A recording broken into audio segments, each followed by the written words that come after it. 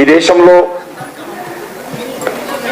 పురాణాల నుంచి మొదలు పెడితే ఈ రోజు వరకు కూడా అన్ని రంగాలలో కూడా మహిళలు కీలక పాత్ర పోషిస్తున్నారు.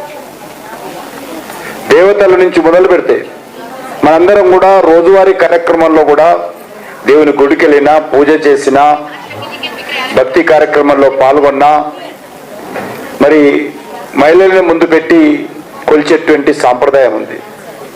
మనం అందరికి తెలిసి ఎప్పుడు అనుకుంటుంటాం, మనము శ్రీరామనవమికి కళ్యాణం చేస్తాం. ఆ కళ్యాణంలో రాముడు సీత కళ్యాణం అనము, సీతారామ కళ్యాణం అంటాం. అంటే సీతనే ముందు పెడతాం అక్కడ కూడా. అదేవిధంగా పరమేశ్వరుడు గురించి మాట్లాడుతున్నప్పుడు పార్వతీ పరమేశ్వరుడు అంటాం.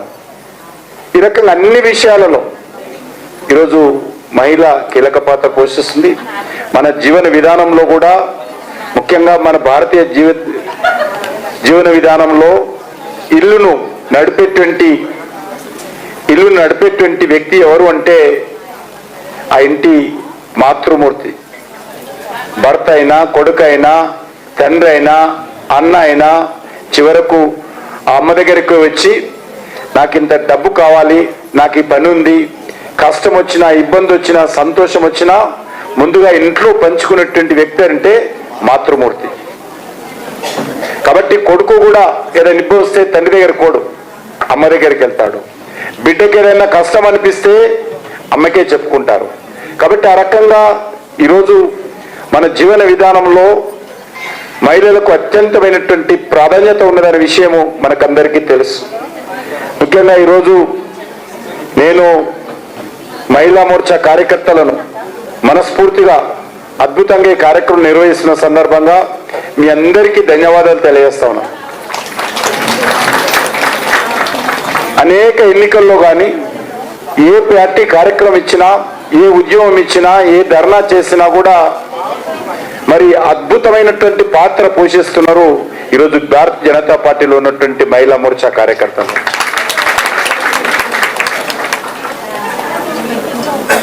ఎన్నికల్లో ఉప ఎన్నికలు వచ్చినా, శాసనసభ ఎన్నికలు వచ్చినా, పార్లమెంట్ ఎన్నికలు వచ్చినా, లేక ఇటీవల జరిగినటువంటి శాసన మండలి ఎన్నికల్లో కూడా మీరందరూ కీలక పాత్ర పోషించారు. నేను పార్లమెంట్ సభ్యుడిగా పోటీ చేస్తే ఒకరోజు 5,000 మంది మహిళలు మా పార్లమెంట్ కాన్స్టిట్యున్సీలో ఇంటి నుంచి బయటకు వచ్చి 5,000 మంది కార్యకర్తలు డోర్ టు డోర్ క్యాంపెయిన్లో మరి ఆ బూత్కే పరిమితమై, ఏ బూత్ వల్ల ఆ బూత్కు పరిమితమై పనిచేసినటువంటి అద్భుతమైనటువంటి శక్తి ఎవరంటే మహిళా శక్తి. కాబట్టి ఆ రకంగా మీరు అన్ని రంగాలలో ఈరోజు మరి కీలక పాత్ర పోషిస్తున్నారు. ఈరోజు మనం చూస్తూ ఉన్నాం. నేను నిన్న కూడా చెప్పాను, హోమ్ మినిస్టర్గా ఉన్నప్పుడు, అమిత్ షా దగ్గర MOSగా ఉన్నప్పుడు మరి అమిత్ షా గారు ప్రధానమంత్రిగా ఆదేశాలతో బార్డర్ ఏరియాలో విస్తృతంగా పర్యటించామని. అది బంగ్లాదేశ్ బార్డర్ కానీ, పాకిస్తాన్ బార్డర్ కానీ, చైనా బార్డర్ కానీ. ఆ బార్డర్లో ఒక దగ్గర చూస్తే 50 degrees వేడి ఉంటుంది, మరో దగ్గర చూస్తే మైనస్లో ఉంటాం మనం చలిలో. మరి అటువంటి ఏరియాలో కూడా ఆడబిడ్డలు భుజాన AK-47 వేసుకొని రాత్రనక పగలనక భారత సరిహద్దులను కాపాడుతున్నటువంటి వ్యక్తులలో ఆడబిడ్డలు కూడా కీలక పాత్ర పోషిస్తున్నారని మనం చేస్తున్నాం. ఈరోజు విమానాలు, అత్యధికమైనటువంటి ఎయిర్ ఫోర్స్ విమానాలు నడిపేటువంటి కార్యక్రమాల్లో కూడా ఆడబిడ్డలు కీలక పాత్ర పోషిస్తున్నారు. ఈరోజు ప్రపంచంలోనే అత్యధికమైనటువంటి పైలట్స్ ఈరోజు మన ఇండియాలో ఉన్నారు. అమెరికాలో, డెవలప్డ్ కంట్రీ అయినటువంటి అమెరికాలో కానీ లేకపోతే ఇతర దేశాలలో లేరు.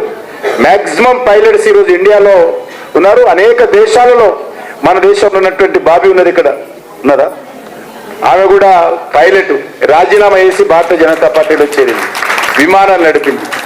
కాబట్టి అత్యధికమైనటువంటి పైలట్స్ ఈరోజు మన భారతదేశంలో ఎక్కడున్నారంటే ఇండియాలో ఉన్నారనే విషయాన్ని సందర్భంగా మనం చేస్తున్నాం. మీకు అందరికీ తెలుసు,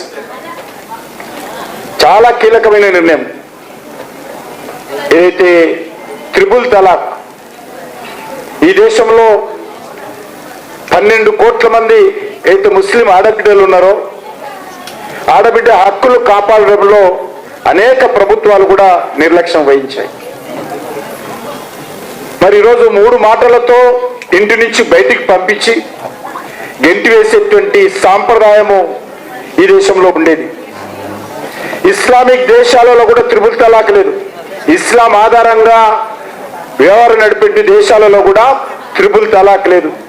సెక్యులర్ కంట్రీ అనేటువంటి మన దేశంలో, మరి ఈ దేశంలో త్రిపుల్ తలాక్ పేరుతోటి ఆడబిడ్డలకు అన్యాయం చేస్తూ ఉంటే ఏ పార్టీ కూడా మాట్లాడే ధైర్యం చేయలేదు, ఏ ప్రధాని కూడా ఆలోచన చేయలేదు. కానీ సుప్రీంకోర్టు చెప్పినా కూడా, సుప్రీంకోర్టు తీర్పిచ్చింది త్రిపుల్ తలాక్ వ్యతిరేకంగా మీరు చట్టం చేయాలంటే ఆ రోజు మరి ప్రభుత్వాలు ఏవి కూడా భయపడ్డాయి. కానీ నరేంద్ర మోడీ గారి నాయకత్వంలో ఈరోజు త్రిపుల్ తలాక్ సంబంధించినటువంటి చట్టం రద్దు చేసి, విధానాన్ని రద్దు చేసి మహిళలకు హక్కులు కల్పించినటువంటి వ్యక్తి ఎవరంటే ఈరోజు భారత ప్రధానమంత్రి నరేంద్ర మోడీ గారు. అందుకే ఈరోజు మనము బేటీ బచావో బేటీ పడావో ఇదేదో ఒక నినాదం కాదు, ఈ సమాజాన్ని రక్షించడం కోసం, సమాజానికి దిశా నిర్దేశం ఇవ్వడం కోసం రూపకల్పన చేసినటువంటి విషయం.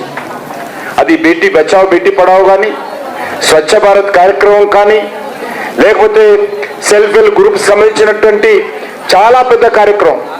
ఈ దేశంలో గ్రామీణ ప్రాంతాల్లో ఉన్నటువంటి నిరక్షరాస్యులైనటువంటి ఆడబిడ్డలు ఉన్నారు, గ్రామీణ ప్రాంతాల్లో పేద కుటుంబాలకు సంబంధించినటువంటి ఆడబిడ్డలు ఉన్నారు.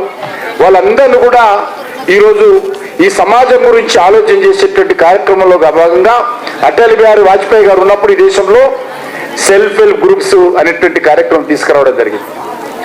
ఈరోజు అత్యధికమైనటువంటి సెల్ఫ్ హెల్ప్ గ్రూప్స్ ప్రపంచంలో ఎక్కడున్నాయంటే ఈరోజు నరేంద్ర మోడీ గారి నాయకత్వంలో భారతదేశంలో గ్రామీణ ప్రాంతాల్లో ఉన్నటువంటి మహిళలను నిర్మాణం చేస్తున్నటువంటి విషయాన్ని సందర్భంగా మనం చేస్తున్నాను. మెటర్నిటీ లీవ్స్, ప్రసూతి సెలవులు ఈరోజు 26 వారాలు, 26 వారాలకు పొడిగించినటువంటి ఘనత నరేంద్ర మోడీ గారికి. ఈ రకంగా అనేక, ఒక్కటి కాదు, ఇంతకుముందు పెద్దలు నాకు ముందు మాట్లాడినటువంటి వాళ్ళు, స్టార్టప్ కంపెనీస్, నరేంద్ర మోడీ గారు వచ్చిన తర్వాత స్టార్టప్ కంపెనీస్ అత్యధికమైనటువంటి సంఖ్యలో ఆడబిడ్డలు ఈరోజు స్టార్టప్ కంపెనీలు పెడతా ఉన్నారు. అంతేకాదు ఈరోజు మనము ఐటీ చూస్తే హైదరాబాద్లోనే మనం ఐటీకి వెళ్తే మెజారిటీ ఐటీ ప్రొఫెషనల్స్ ఎవరంటే ఈరోజు ఆడబిడ్డలు. నెలకు 3 లక్షలు, 4 లక్షలు, 5 లక్షలు, 10 లక్షలు కూడా జీతం పొందుతూ ఈరోజు ఐటీ రంగంలో రాణిస్తున్నటువంటి ఆడబిడ్డలు ఎవరంటే ఈరోజు మన హైదరాబాద్లో మనకు కనిపిస్తారు ఐటీ. కాబట్టి ఈ రంగం ఆ రంగం కాదు, ఏ రంగంలో తీసుకున్నా కూడా మహిళలు కీలక పాత్ర పోషిస్తున్నారు. అందుకే మనకు తెలుసు నరేంద్ర మోడీ గారు ఇంతకుముందు చాలా మంది చెప్పారు, చాలా సంవత్సరాల నుంచి రాజ్యాంగం రూపకల్పన చేసినప్పుడే చర్చ వచ్చింది మహిళలకు చట్టసభలో రిజర్వేషన్ ఉండాలని. కానీ అనేక కారణాల కారణంగా రాజ్యాంగంలో రూపకల్పన చేయలేకపోయారు. ఆ తర్వాత అనేక సార్లు చర్చ జరిగింది, పార్లమెంట్లో చర్చ జరిగింది, శాసనసభలలో చర్చ జరిగింది, పార్లమెంటులో మహిళా రిజర్వేషన్ బిల్లులు కూడా ఇంట్రడ్యూస్ చేశారు. పేరుకు మాత్రం ఇంట్రడ్యూస్ చేశారు తప్ప ఆ బిల్లుని ఎక్కడ కూడా పాస్ చేయలేదు. ఈరోజు నరేంద్ర మోడీ గారి నాయకత్వంలో ఢిల్లీలో నూతన పార్లమెంట్ భవన నిర్మాణం చేయడం జరిగింది.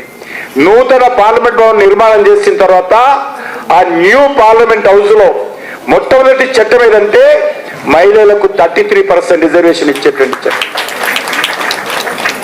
మన తెలంగాణలో కూడా 40 సీట్లు, 40 మంది ఎమ్మెల్యేలు ఈరోజు మన తెలంగాణలో కూడా వాళ్ళకి వస్తాయి ఇప్పుడు ఉన్నటువంటి లెక్క ప్రకారం.